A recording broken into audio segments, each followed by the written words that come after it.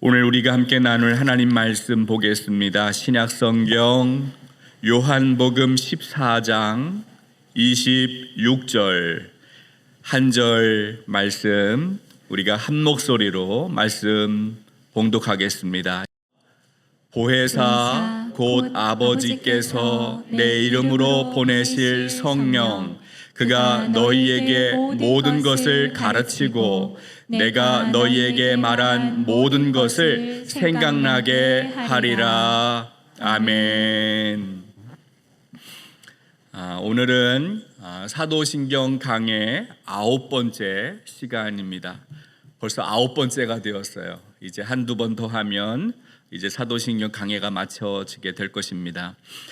지난주는 살아있는 자와 죽은 자를 심판하러 오시는 예수님에 대해서 우리가 함께 생각해 보았습니다. 오늘은 나는 성령을 믿습니다. 이 신앙의 고백을 함께 나누려고 합니다. 여러분 마태복음 28장을 보면 예수님이 제자들에게 마지막 남기신 명령이 있어요. 이것을 가리켜서 지상명령 이렇게 말합니다. 우리 마태복음 28장 18절부터 20절까지의 말씀 한번 같이 읽어보겠습니다. 함께 읽습니다. 예수께서 나와 말씀하여 이르시되 하늘과 땅의 모든 권세를 내게 주셨으니 그러므로 너희는 가서 모든 민족을 제자로 삼아 아버지와 아들과 성령의 이름으로 세례를 베풀고 내가 너희에게 분부한 모든 것을 가르쳐 지키게 하라. 볼지어다 내가 세상 끝날까지 너희와 항상 함께 있으리라 하시니라. 아멘. 여러분이 지상명령에서 예수님이 제자들에게 말씀하십니다. 너희는 나아가서 모든 민족을 제자로 삼고 아버지와 아들과 성령의 이름으로 세례를 베풀어라. 이렇게 말씀하십니다. 여러분 우리 기독교는 성부, 성자, 성령을 믿는 삼위일체 신앙을 기초하고 있어요. 지난 8시간에 8차례의 사도신경 공부를 통해서 우리가 믿고 있는 하나님은 누구신가? 어떤 분이신가? 우리에게 어떤 일을 행하셨는가 살펴보았고 또 우리가 고백하고 있는 예수 그리스도, 우리가 믿고 있는 예수 그리스도는 누구신가? 그분이 과거에 그리고 현재에 앞으로 그분이 어떤 일을 행하실 것인가를 함께 살펴보았어요. 그리고 오늘 우리는 성령에 대해서 함께 배우려고 합니다. 사도신경에서 나는 성령을 믿습니다. 성령을 믿는다라는 고백이 포함되어 있다는 것은 우리가 신앙생활할 때에 성령이 중요하다라는 뜻이에요. 성령이 중요하기 때문에 신앙 고백서 안에 이 성령을 강조하고 있다 이렇게 말할 수 있습니다. 성령의 역사를 우리가 중요하게 생각할 때 우리의 신앙은 더 깊고 풍성해질 수가 있어요. 반대로 성령의 중요함을 놓치고 산다면 우리의 신앙은 위태로워질 수 있고 빈약해질 수밖에 없어요. 성령을 모르고 신앙생활하면 냉랭한 신앙생활, 차가운 신앙생활을 하게 되고 단조롭고 지루한 신앙생활을 할 수밖에 없어요. 예수님은 제자들을 세상에 두고 떠나시면서 말씀하십니다. 내가 너희를 떠나는 것이 너희에게는 유익하다. 왜냐하면 예수님이 떠나시면 예수님이 약속하신 성령이 우리에게 오실 것이기 때문이에요. 제자들이 비로소 신앙생활을 성령과 함께 할 수 있기 때문에 예수님이 떠나시는 것이 유익하다 말씀하시고 있어요. 우리 요한복음 16장 7절 함께 읽겠습니다. 그러나 내가 너희에게 실상을 말하노니 내가 떠나가는 것이 너희에게 유익이라. 내가 떠나가지 아니하면 보혜사가 너희에게로 오시지 아니할 것이요 가면 내가 그를 너희에게로 보내리니. 여기서 예수님 말씀하시는 보혜사, 헬라어로는 파라클레토스라는 단어를 쓰고 있는데 이것은 협력자, 돕는 자, 그런 뜻을 가지고 있어요. 이 보혜사가 바로 예수님이 보내주시는 성령을 말하고 있어요. 예수님이 제자들과 함께 있는 것보다 예수님이 떠나셔서 성령을 제자들에게 보내주시는 것이 유익하다는 거예요. 그것이 더 제자들에게는 도움이 된다, 그런 뜻입니다. 여러분, 그렇다면 성령이 제자들에게 임하시고 성령이 우리와 함께 하실 때 성령이 하시는 일은 무엇입니까? 성령의 사역을 한번 살펴보겠습니다. 예수님은 십자가 고난을 맞이하는 준비를 하면서 제자들을 떠나신다라고 말씀하실 때에 제자들은 근심하고 걱정하고 두려워했습니다. 그때 예수님은 요한복음 14장부터 16장을 통해서 성령을 너희에게 선물로 주겠다 약속하십니다. 여기에 성령의 사역, 성령의 역할, 성령이 오셔야 할 필요성을 설명하고 있습니다. 이 내용을 살펴보면 요약해 볼 때 성령의 사역은 크게 세 가지입니다. 첫째, 성령은 거하시는 분, 제자들 안에, 우리 안에 머물러 함께 하시는 분이에요. 둘째, 성령은 가르쳐 주시는 분이고, 마지막 세 번째, 성령은 예수 그리스도를 증언하시는 분이에요. 이 세 가지가 성령이 하시는 역할인데 하나씩 한번 살펴보겠습니다. 먼저 성령은 우리와 함께 거하시는 분이에요. 우리 요한복음 14장 16절 17절 말씀 한번 읽어보겠습니다. 함께 읽습니다. 내가 아버지께 구하겠으니 그가 또 다른 보혜사를 너희에게 주사 영원토록 너희와 함께 있게 하리니 그는 진리의 영이라 세상은 능히 그를 받지 못하나니 이는 그를 보지도 못하고 알지도 못함이라. 그러나 너희는 그를 아나니 그는 너희와 함께 거하심이요 또 너희 속에 계시겠음이라. 아멘. 제자들이 예수님의 고별 설교를 듣고 마음에 근심이 생겼어요. 그들의 생각은 두려움, 공포가 밀려왔어요. 지금까지 주님을 믿고 따라왔습니다. 그런데 주님께서 어디론가 떠나신다 말씀하실 때 그들의 머릿속이 하얗게 되었어요. 예수님 없이 이제 홀로 세상에 남아 있다는 사실이 그들을 두려워하게 만들었습니다. 그러나 예수님은 제자들을 고와 같이 버려두지 않으셨어요. 예수님께서 그들을 도우시고 함께할 성령을 보내주시겠다 말씀하십니다. 여러분, 이 예수님의 약속이 당시 제자들만 아니라 오늘 이 시대를 살고 있는 우리에게도 주어진 약속인 줄 믿으시기 바랍니다. 예수님이 성령을 약속하십니다. 성령은 약속대로 임하셨고 제자들과 함께 하셨고 제자들 안에 거하셨습니다. 여러분, 성령이 임하셔서 제자들 안에 거하실 때 어떤 일이 벌어졌습니까? 사도행전 2장을 보면 성령 강림 사건이 기록되어 있는데요. 예수님이 약속하신 것처럼 오순절 마가의 다락방에 모여있던 제자들에게 성령이 강림하셨습니다. 호련히 하늘로부터 급하고 강한 바람과 같은 소리가 그들 모인 장소에 가득해졌어요. 마치 불의 혀처럼 갈라지는 것들이 그들에게 보였습니다. 각각 사람 위에 하나씩 성령이 임하셨습니다. 그들이 다 성령의 충만함을 받고 성령이 말하게 하심을 따라 다른 언어로 말하기 시작했을 때 성령 안에서 언어의 장벽을 뛰어넘어 그들이 소통하기 시작했어요. 베드로가 그 자리에서 성령 충만함을 받습니다. 성령이 베드로 안에 거하셨어요. 그때부터 베드로가 담대하게 예수 그리스도의 복음을 전하기 시작합니다.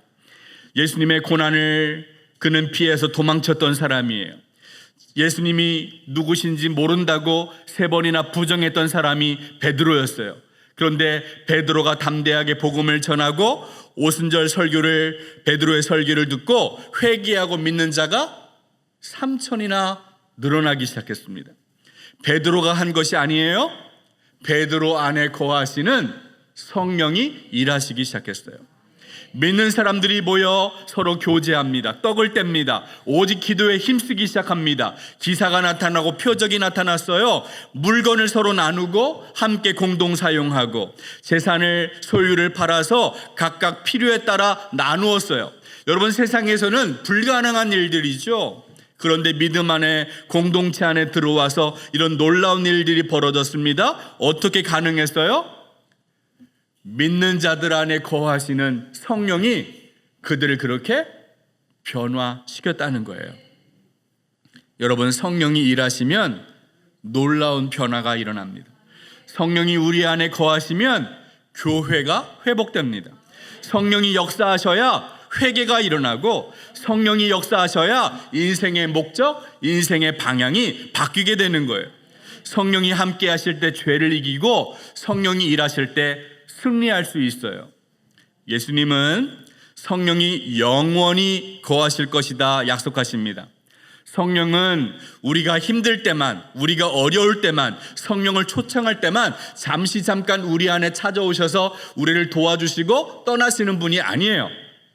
언제 어디서나 동행하시고 하나님 나라 갈 때까지 우리 안에 거주하시는 분이 성령인 줄로 믿으시기 바랍니다.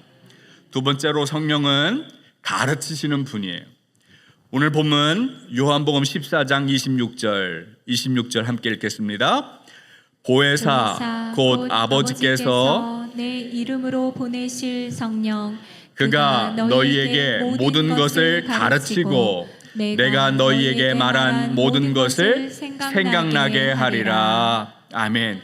여러분, 예수님 말씀하실 때에 하나님의 말씀을 가르치시는 분이 누구예요? 바로 성령이라는 거예요. 사실 예수님은 하나님의 말씀을 잘 가르쳐 주시는 위대한 스승이었어요. 말씀에는 권위가 있었습니다. 우리가 주일마다 나누고 있는 팔복, 이 산상수훈을 보면은 예수님이 가르쳐 주시는 이 가르침에는 놀라운 능력이 있었어요. 바리새인들, 서기관들이 가르치는, 랍비들이 가르치는 가르침과는 완전히 달랐습니다. 수많은 사람들이 예수님 말씀을 듣기 위하여 들러 나오고 산으로 올라왔어요.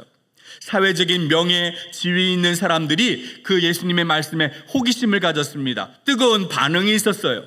예수님 말씀하시면 귀신이 쫓아났습니다. 죽은 자가 살아났어요. 하나님 나라가 선포되었습니다. 예수님 말씀에서 생명이 흘러나왔어요. 말씀에 권능이 있었습니다.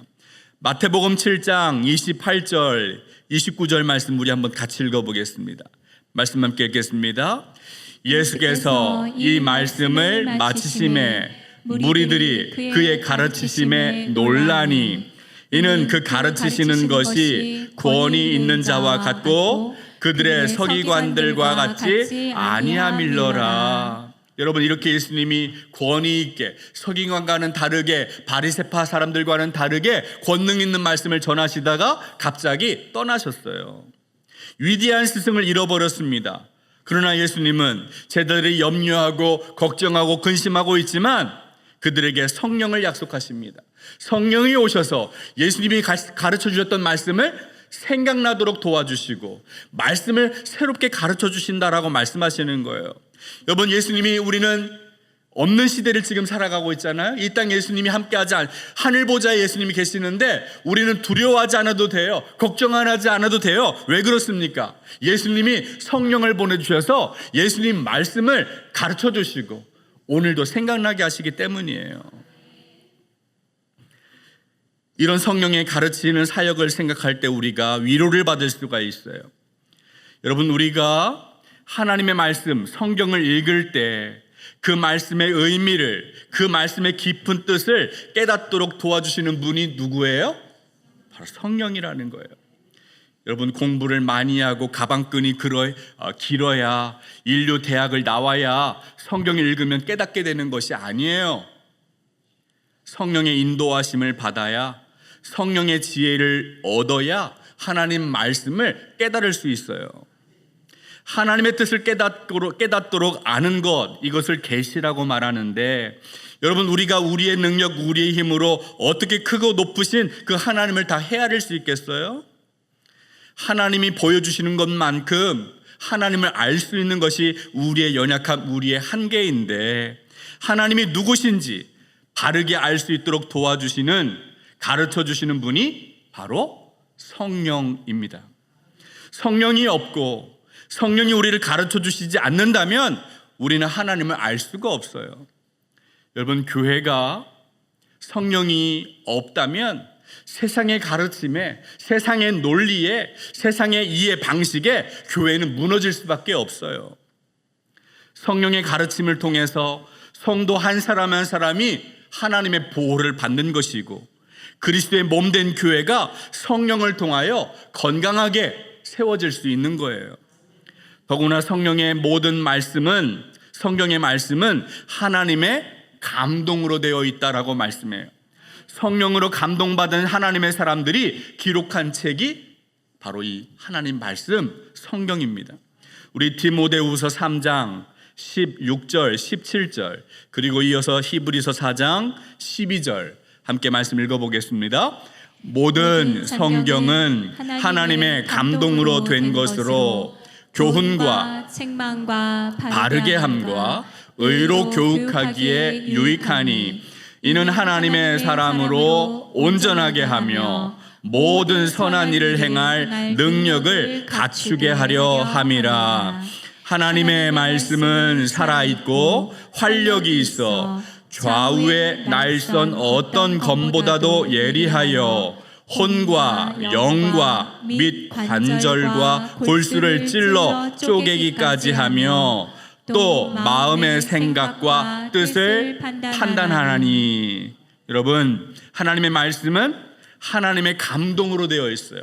성령을 통하여 이 감동의 말씀을 깨닫게 될 때 그 교훈과 책망을 바르게 함을 우리가 깨닫게 되고 하나님의 온전한 사람으로 하나님이 기뻐하시는 선한 뜻을 부별하면서 그런 능력을 갖추는 사람으로 세워지게 된다는 거예요.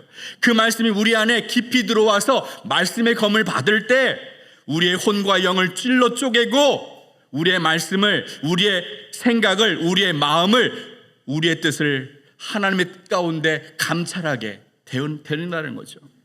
하나님 말씀이 능력이에요. 그런데 이 하나님의 말씀을, 능력을 어떻게 깨닫게 돼요?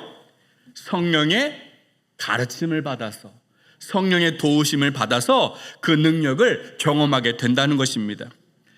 세 번째로 성령은 예수 그리스도를 증언하십니다. 우리 요한복음 15장 26절 함께 읽겠습니다. 내가 아버지께로부터 너희에게 보낼 보혜사 곧 아버지께로부터 나오시는 진리의 성령이 오실 때에 그가 나를 증언하실 것이요. 여러분, 이 말씀을 가만히 보십시오. 보혜사가 아버지께로부터 오시는데 그 진리의 성령이 오시면 그 성령이 누구를 증언합니까? 성령 자신을 증언하는 것이 아니라 그를 보내신 예수 그리스도를 증언한다는 거예요. 여러분, 성령의 역할이 무엇입니까? 예수 그리스도를 높이고 예수 그리스도가 행하신 일을 증언하는 것이 바로 성령입니다. 여러분, 성령의 임재가 나타나고 성령의 역사가 나타나는 그 현장에는 성령에 대한 증언이 아니라 예수 그리스도에 대한 증언이 나타나야 합니다. 여러분, 이 말씀을 잘 기억하셔야 합니다. 종종 어떤 목사는 설교 시간에 자기가 경험한 성령의 역사를 자랑하듯이 마치 자기가 성령을 부리는 것처럼 그렇게 성령이 어떻게 자기가 어떤 역사를 행하였는지 그렇게 자랑하는 사람들이 있어요.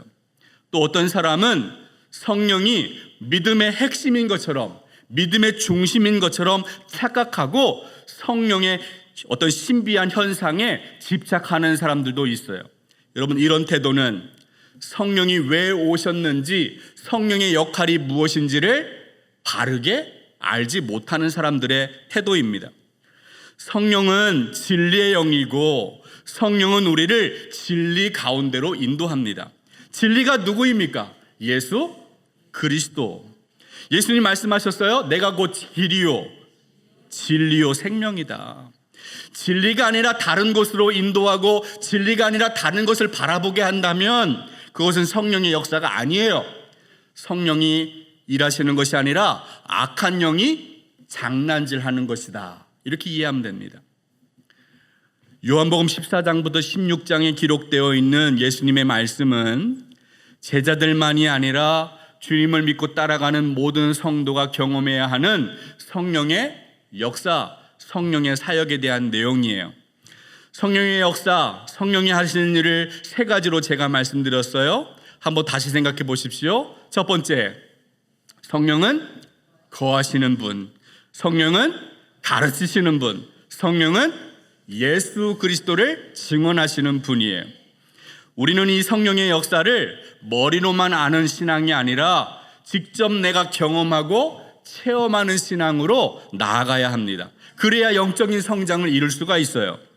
우리가 성령의 도우심과 인도하심을 경험하지 못하면 영적인 성장이 없다는 사실을 우리는 깨달아야 합니다.